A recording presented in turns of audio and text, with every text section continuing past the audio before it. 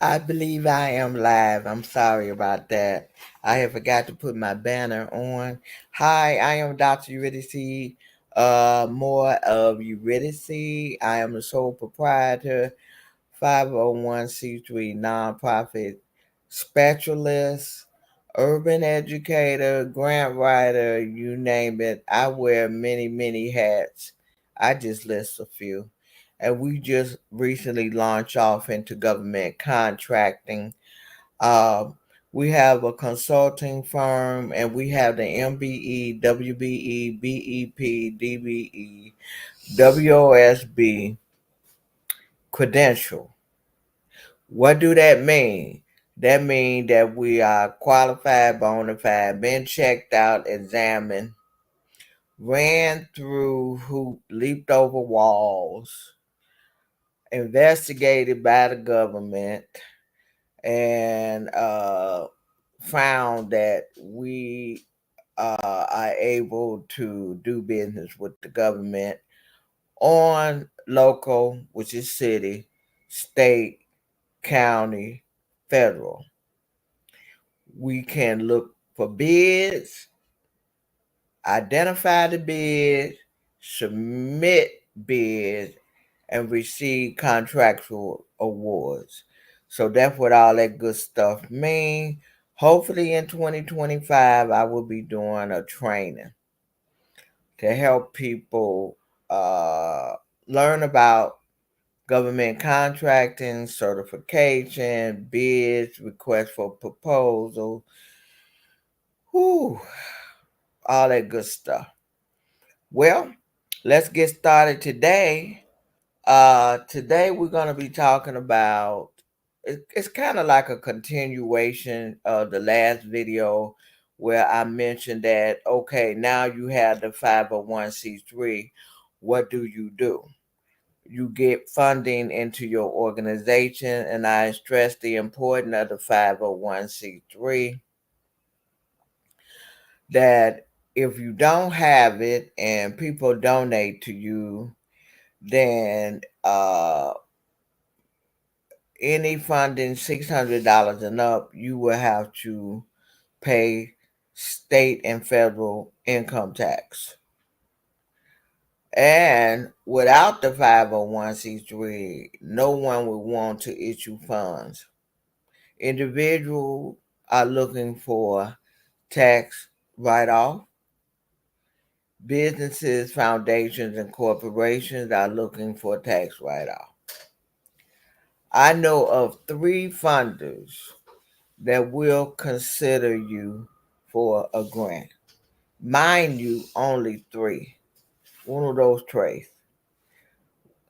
Other than that, that 501c3 is the cash cow for the nonprofit.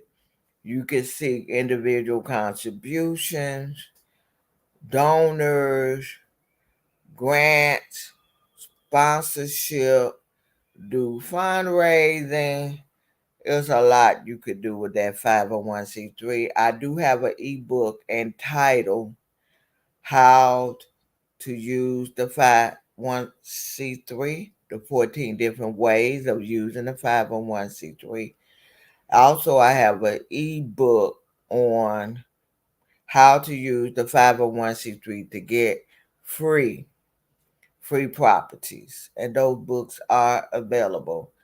Scrolling across the screen, you have my contact information, my phone number, my address, uh, email address, rather, not physical address, um, and website that you could reach out to me. I also do free 15-minute consultations where I will let you know if your project, if your idea is feasible, fundable, feasible, fundable, feasible, fundable. Okay. So please like this video, share, make your comment, and hit that notification button that will let you know when a video has been produced and ready for you to view. It's me, Dr. Richard Moore. I have a new pair of reading glasses. And I will be sharing from this book. Okay.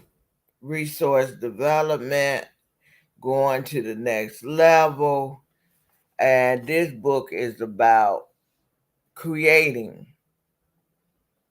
resources, funding, money, moolah, revenues, income, whatever term you want to use, gross receipt, getting money into the nonprofit that will assist in operating and the delivery of your program services. So let's get started.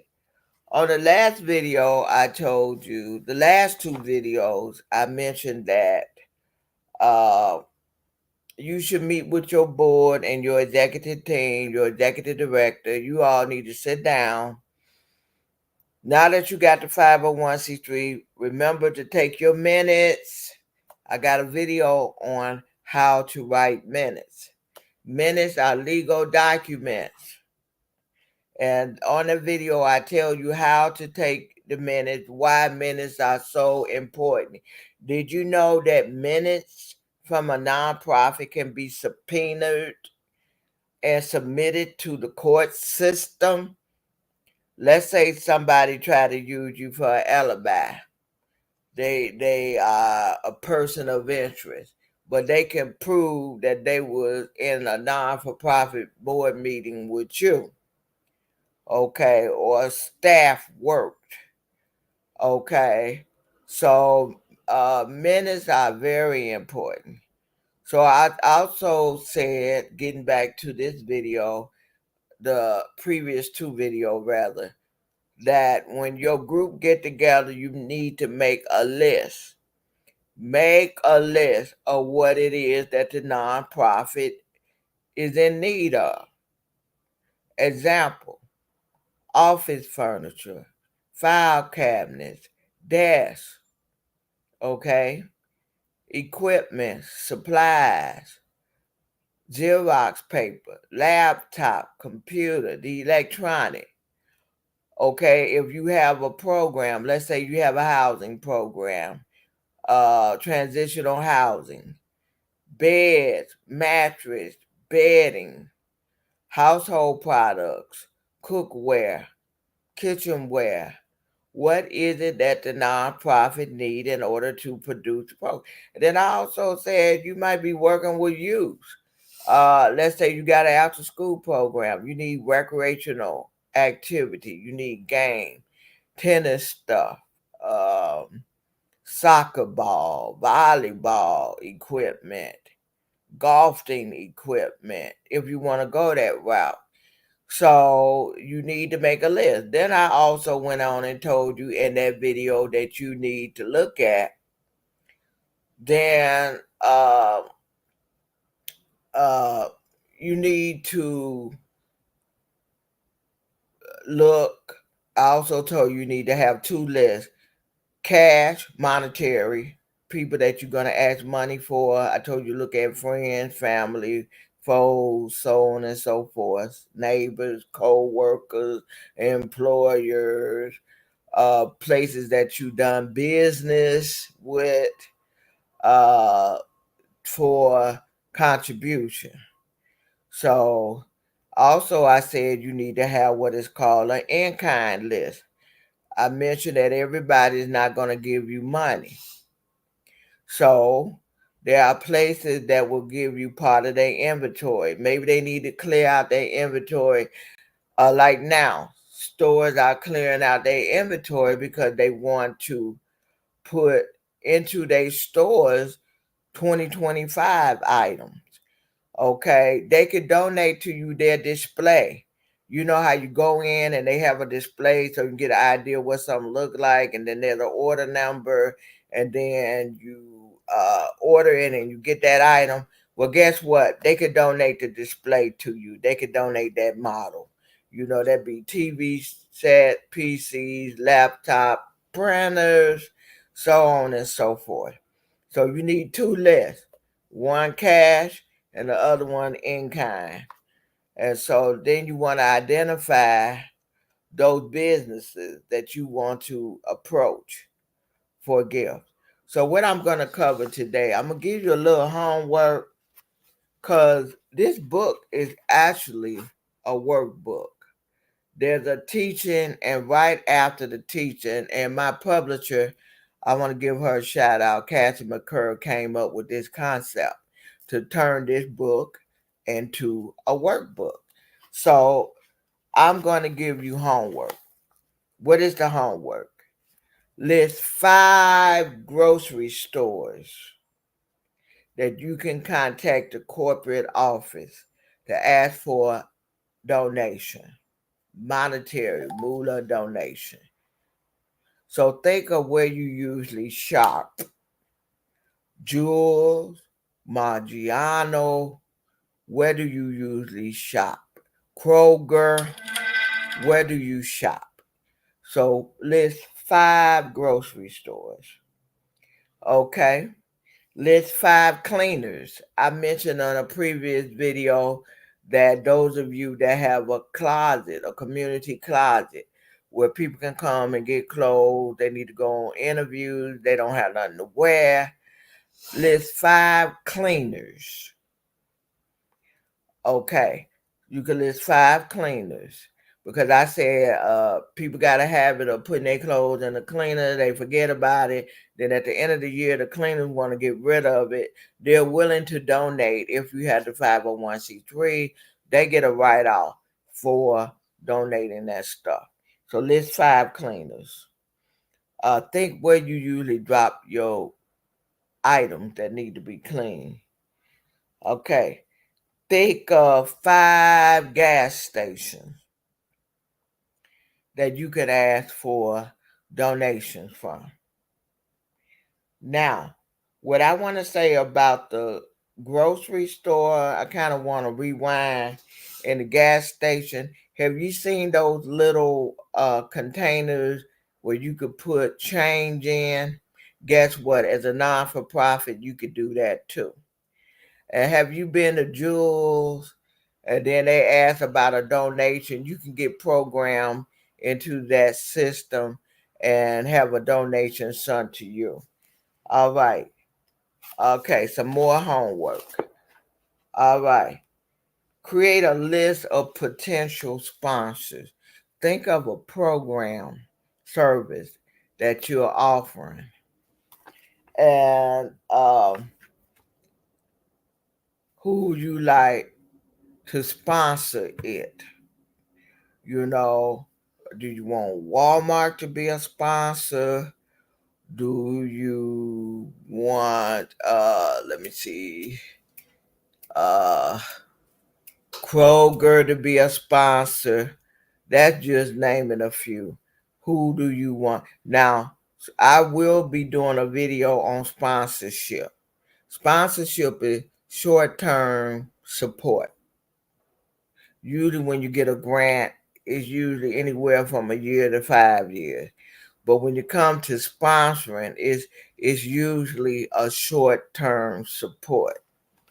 So also, I want you to list 10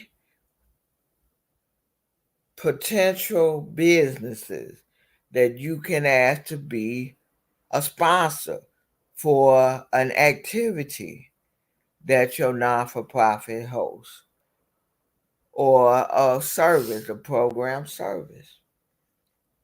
Also, I want you to list 3 gala dinner, three annual events, 3 events that you could do that would raise funds for the nonprofit.